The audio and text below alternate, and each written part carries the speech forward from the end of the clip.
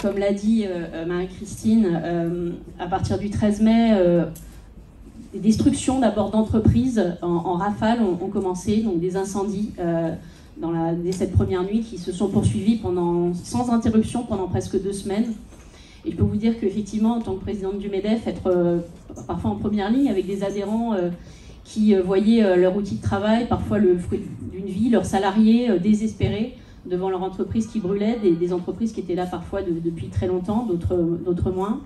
Ça a été extrêmement difficile parce que tout simplement, nous n'avions pas les moyens d'y résister. Donc, il nous a très vite été dit qu'il fallait laisser brûler, que la priorité c'était de sauver des vies humaines et que le matériel, eh bien, ce serait réglé dans un second temps. Donc, le temps que les renforts arrivent, eh bien, nous avons assisté chaque jour, chaque nuit à la destruction de plus de 400 entreprises, tous secteurs confondus, le commerce, l'industrie également, mais également les services publics, les écoles, les services médicaux, des centres de dialyse, des centres de pharmacie, des stocks de médicaments.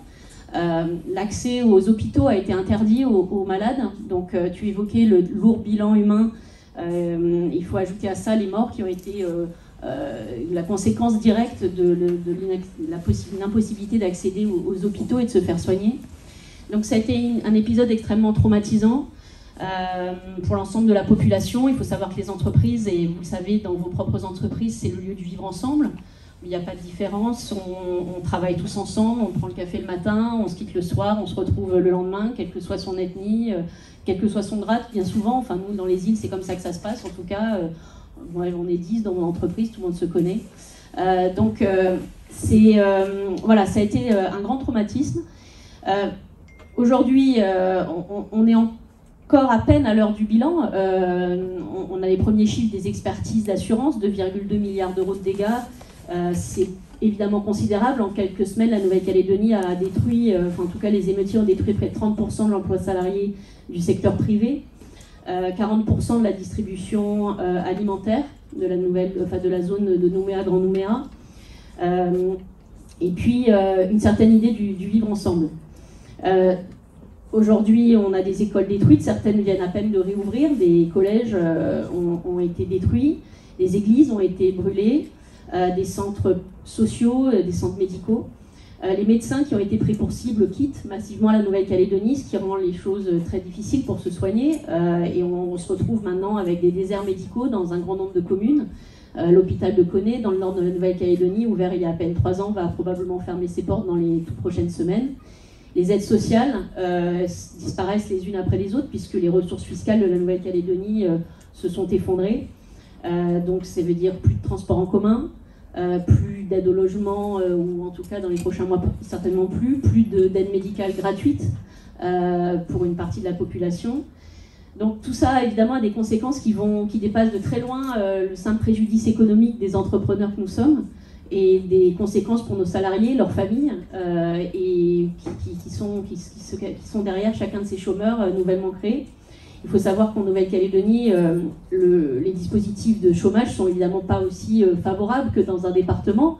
Le chômage en Nouvelle-Calédonie, c'est pendant maximum une durée de 9 mois, et c'est 70% de votre rémunération, quelle que soit votre rémunération, dans la base du SMG. Hein. Donc, c'est-à-dire que si vous avez une rémunération à 6 000 € par exemple, eh bien, à 70% de 2 SMG, vous allez vous retrouver à 2 500 € du jour au lendemain, et pas un franc de plus. Et au bout de 9 mois, plus rien.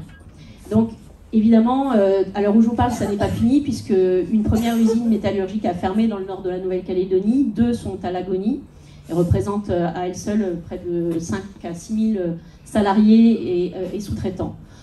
Donc voilà, quand on a dit ça, c'est effectivement... Rajouter la misère sociale grandissante, c'est quand même un terme fort, c'est important. Oui, parce que, en fait, avec une rapidité saisissante, la Nouvelle-Calédonie était un pays globalement avec des infrastructures, une qualité de vie importante, des aides sociales également, et puis un taux d'emploi important. On avait très peu de chômage, hein, on était quasiment au plein emploi, et bien se retrouve avec 30% de chômage, et puis une situation de misère sociale quasiment immédiate, et qui va s'amplifier, comme je le disais, dans les mois qui viennent, avec la fin des dispositifs de chômage et la fin des aides sociales en cascade. Peut-être dire un mot également sur les aides de l'État. À noter que l'État n'a pas lâché pendant cette période. La ministre des Outre-mer est venue et la conseillère de Bruno Le Maire était récemment dans le territoire et a apporté tout le soutien au territoire, ce qui est normal, même si, on le rappelle, l'actualité oblige, le gouvernement démissionnaire, mais la Calédonie fait partie de l'une des priorités. Mais peut-être dire un mot sur les aides de l'État et les aides et le soutien du MEDEF national pour les entreprises. Donc, en fait, toutes ces aides se sont manifestées quasiment immédiatement. Alors déjà, au niveau sécuritaire, les renforts sont arrivés. Donc aujourd'hui, la situation sécuritaire s'est très nettement améliorée, même si elle n'est pas encore tout à fait réglée. On a une partie du territoire qui est coupée pour cause de barrages routiers. Donc c'est 12 000 habitants qui sont aujourd'hui uniquement reliés à l'agglomération de Nouméa par la mer. Donc ça, c'est la zone du Mont d'Or. D'un point de vue économique, tout de suite, effectivement, l'État a mis en place des dispositifs calqués sur ceux mis en œuvre par le Covid, donc qui ont été très rapidement actionnés pour venir en aide aux entreprises, avec un financement notamment des dispositifs de chômage partiel, un fonds de solidarité pour les entreprises les plus touchées, et puis des dispositifs de prêt à taux zéro et de prêt relais. Peut-être dire un mot également sur la problématique des assurances, lourde problématique. Ça, c'était la première étape. Cette aide immédiate, elle a été absolument nécessaire parce que là où on pensait être assuré, eh bien, et là je vous le souhaite vraiment pas, c'est qu'on a réalisé que l'assurance c'était très compliqué.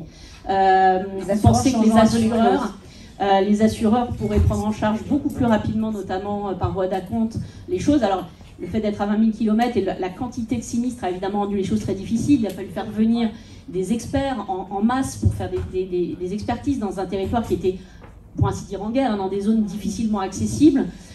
On a clause émeute, quand même, ça c'est quand même, il faut dire un mot. Et la clause émeute qui s'appliquait à la Nouvelle-Calédonie, eh bien, n'a pas toujours joué. Les assureurs aujourd'hui, en fait, moins de 10% des indemnités sont aujourd'hui, à 3 mois après le début des émeutes, arrivées en Nouvelle-Calédonie. Et donc évidemment, ça crée des problèmes énormes. En fait, tous les sinistres dont je vous parle, ces entreprises brûlées, elles sont encore dans Nouméa. Il n'y a pas une seule, on n'a pas commencé à raser ni à nettoyer parce qu'on n'a tout simplement pas les moyens de le faire. Et ça, c'est vrai que ça pèse sur le moral, évidemment. Ça pèse très très lourdement sur l'économie parce que les dispositifs d'aide avaient été calibrés pour faire tampon dans l'attente des financements d'assurance.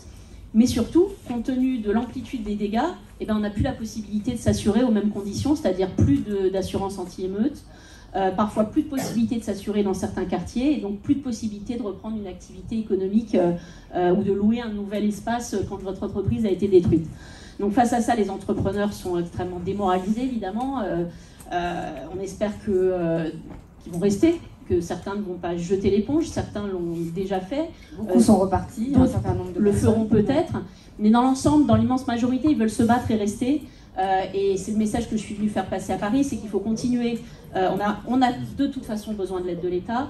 Le MEDEF a été à nos côtés dès les premiers jours. Enfin, on a eu, avec Bercy notamment, et donc je souligne d'ailleurs Bruno Le Maire et Patrick Martin, ont mis en place tout de suite des réunions hebdomadaires avec leurs équipes. Les équipes de Bercy sont venues en Nouvelle-Calédonie accompagner à la reconstruction et à la définition de dispositifs au plus près des enjeux du terrain.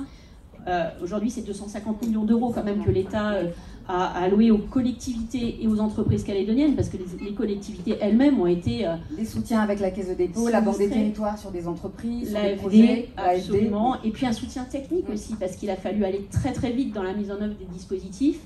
Et c'est vrai que localement, on n'avait pas forcément toutes les compétences pour y faire face. On s'inscrit maintenant dans le temps long, on sait qu'il va falloir que cette aide perdure, qu'on enclenche maintenant la reconstruction de notre territoire, mais pas sur les mêmes bases. Il faut réformer en profondeur la Nouvelle-Calédonie et c'est les discussions qui se poursuivent.